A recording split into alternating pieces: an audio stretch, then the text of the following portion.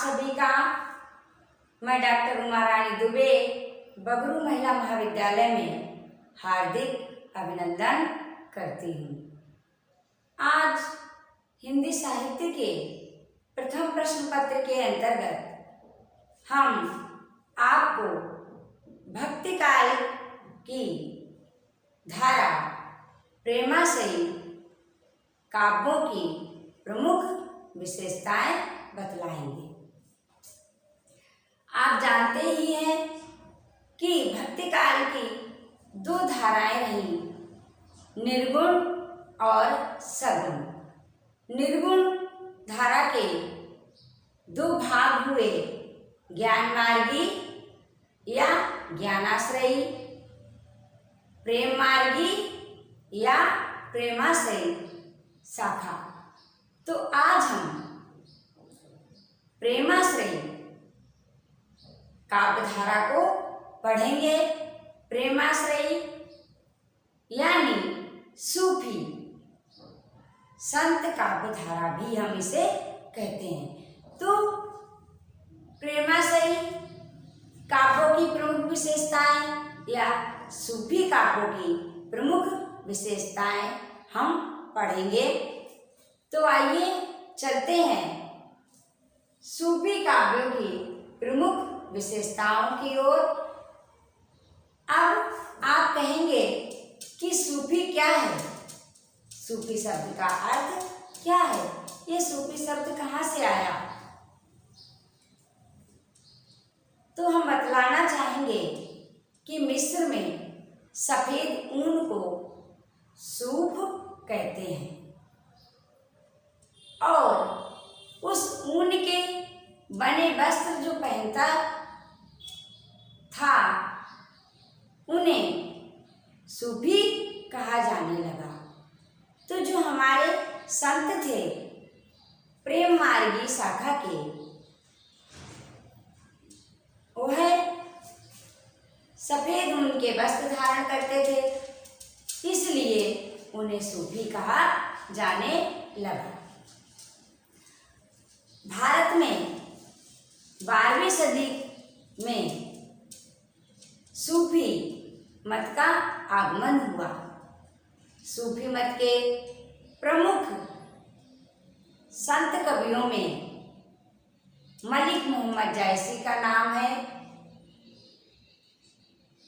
उनका पद्मावत महाकाव्य बहुत प्रसिद्ध है। इसके अतिरिक्त कुतुबन, मुल्ला दाऊद,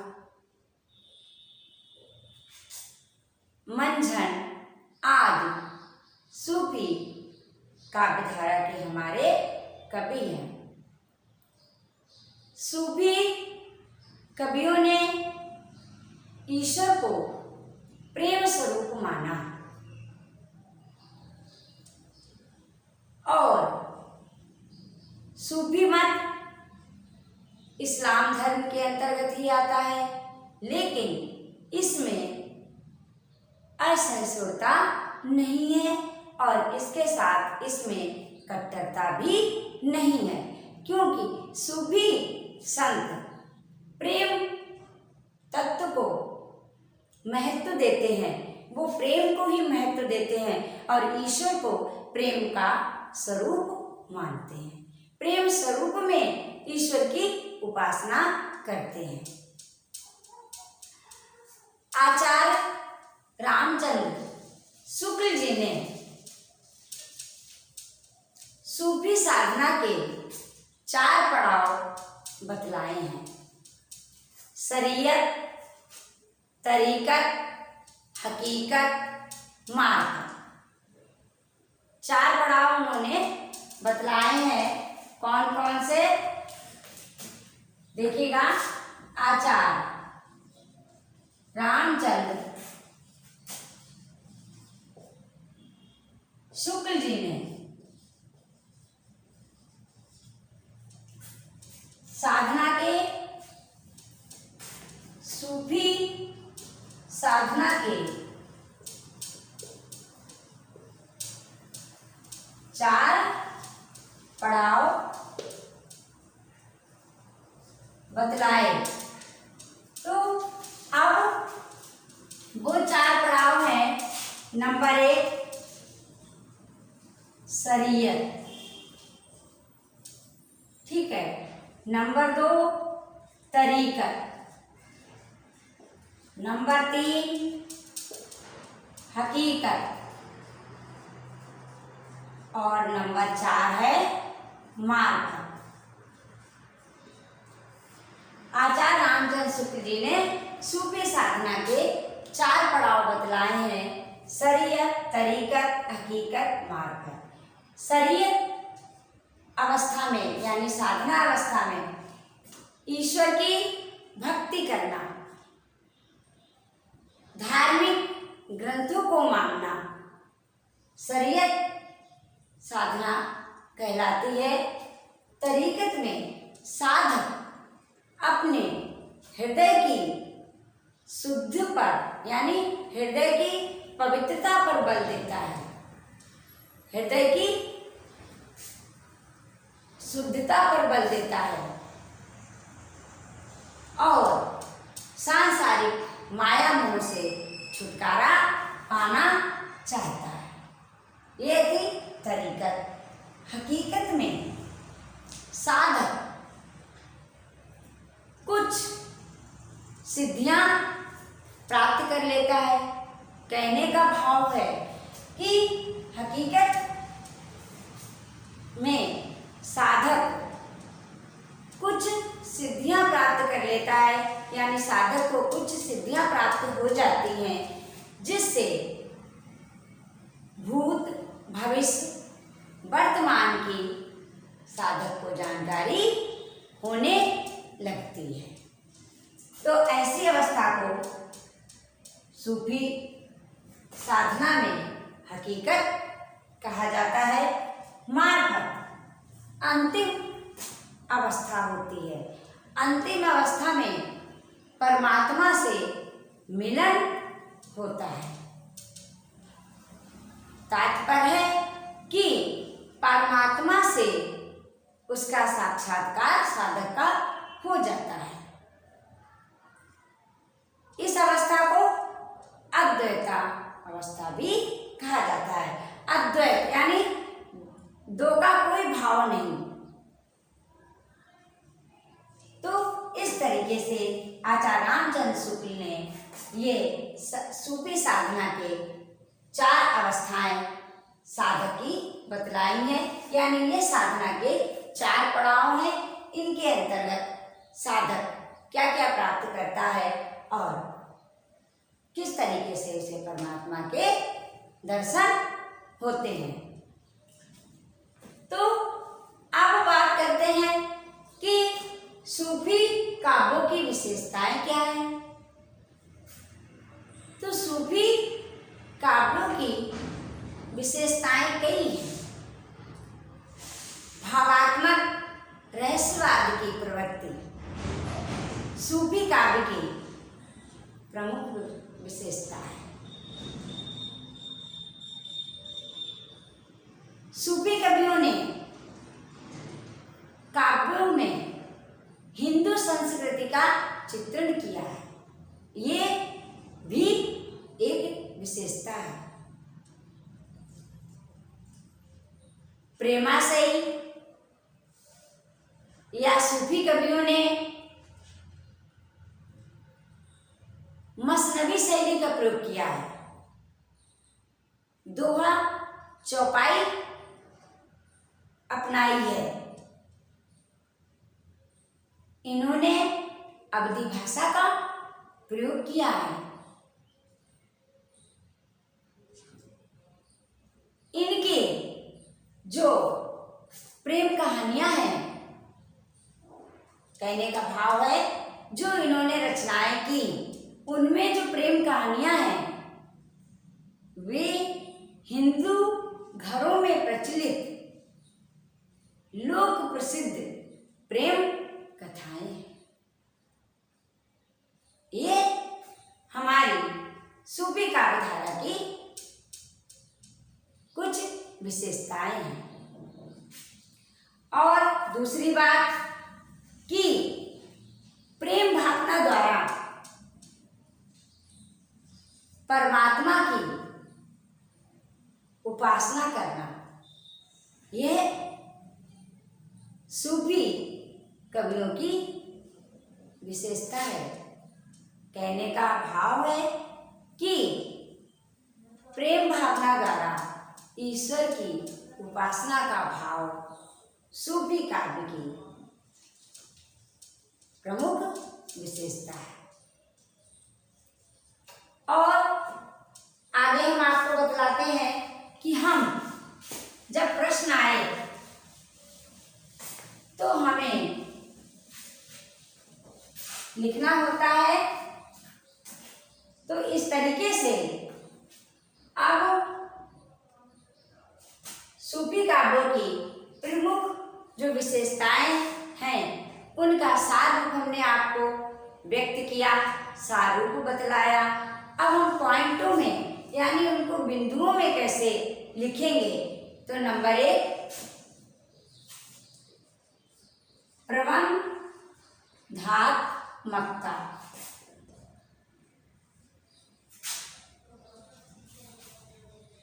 प्रबंधात्मकता। और नंबर 2 है भाव व्यंजना। नंबर 3 लौकिक पक्ष।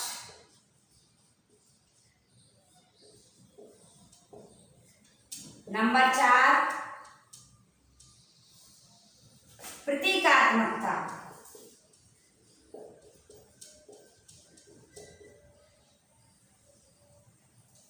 और नंबर 5 है समन्वयात्मकता।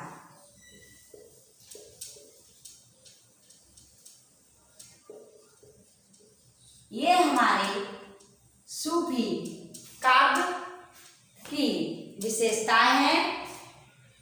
और छठा है कला पक्ष।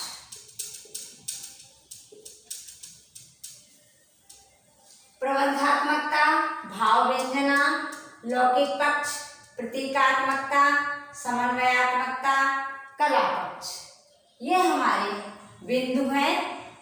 अब इन बिंदुओं को हम समझते हैं कैसे हमें लिखना है।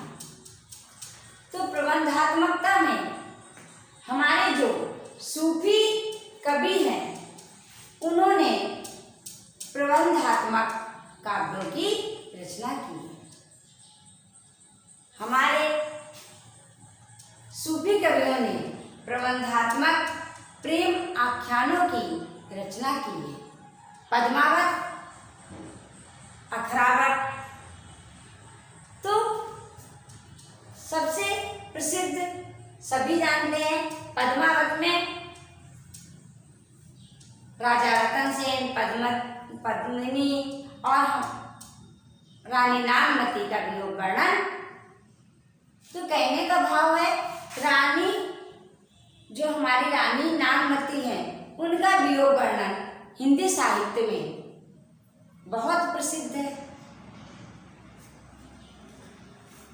तो क्या निकल के सामने आया कि सूफी कवियों ने प्रबंधात्मक प्रेम आख्यानों की रचना की।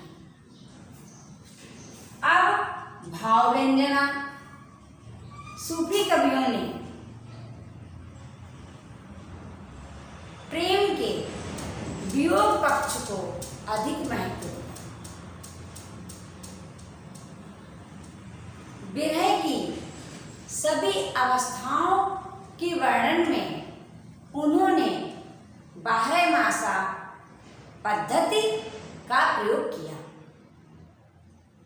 बारहमासा नागमती का वियोग वर्णन बारहमासा में रचित है, यानी उसमें एक वर्ष के जो 12 माह होते हैं उनका चित्रण किया गया है।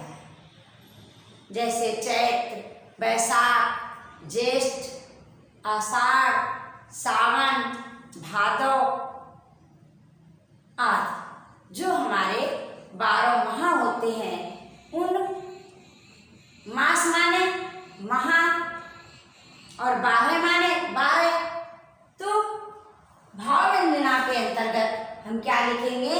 कि सूफी कवियों ने प्रेम के वियोग पक्ष को अधिक महत्व दिया है और उन्होंने प्रेम के विरह की सभी अवस्थाओं के वर्णन में बारहमासा पद्धति को अपनाया है, यानी बारहमासा पद्धति का उन्होंने प्रयोग किया है। अब आता है लौकिक पक्ष। तो सूफी कवियों ने अलौकिक प्रेम पर बल दिया। उन्होंने अलौकिक प्रेम पर बल दिया क्योंकि प्रेम तत्व उनका प्रमुख है और इसमें जो उन्होंने प्रेम की अभिव्यक्ति की, उनके काव्यों में जो हमें प्रेम की अभिव्यक्ति दिखाई देती है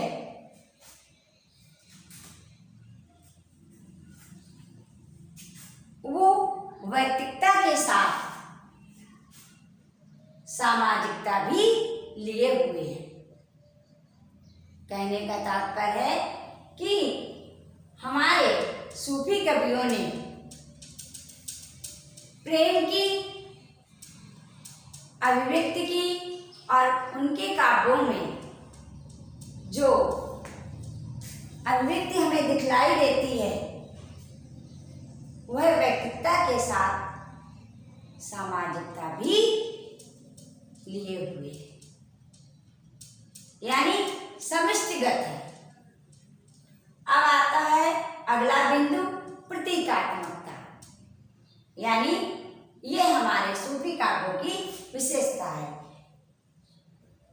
तो सूफी कवियों ने अलौकिक प्रेम की अभिव्यंजना करने के लिए लौकिक प्रतीकों का प्रयोग किया है। लौकिक प्रतीकों के माध्यम से उन्होंने अलौकिक प्रेम की अभिव्यक्ति की है। अगला बिंदु है समन्वयात्मकता। सूफी कवियों ने समन्वय का प्रयास किया। उन्होंने प्रेम स्वरूप ईश्वर को माना। इस संबंध में आचार्य रामचंद्र शुक्ल जी कहते हैं, प्रेम स्वरूप ईश्वर को सामने लेकर सूफी कवियों ने हिंदू और मुसलमान दोनों को मनुष्य के सामान्य रूप में दिखाया और भेदभाव के दृश्यों को हटाकर पीछे कर दिया। स्पष्ट हो गया कि इन्होंने सूफी कवियों ने भेदभाव मिटाया और समाज में समन्वय का कार्य किया। कला पक्ष अगला बिंदु है, अगली विशेषता है। कला पक्ष में सूफी कवियों ने मसनवी शैली का प्रयोग किया। इसके साथ दोहा चौपाई शैली का प्रयोग किया और इन्होंने अवधी भाषा अपनाई, अवधी भाषा का प्रयोग किया। तो सार क्या निकल के आया, निष्कर्ष क्या निकला कि हमारे जो सूफी कवि हैं, जो उनकी रचनाएं हैं, उनमें हमें ये प्रमुख विशेषता दिखलाई देती है। प्रबंधात्मकता की, भाव व्यंजना की, लौकिक पक्ष की, प्रतीकात्मकता, समन्वयात्मकता और कला पक्ष की सुंदर विशेषता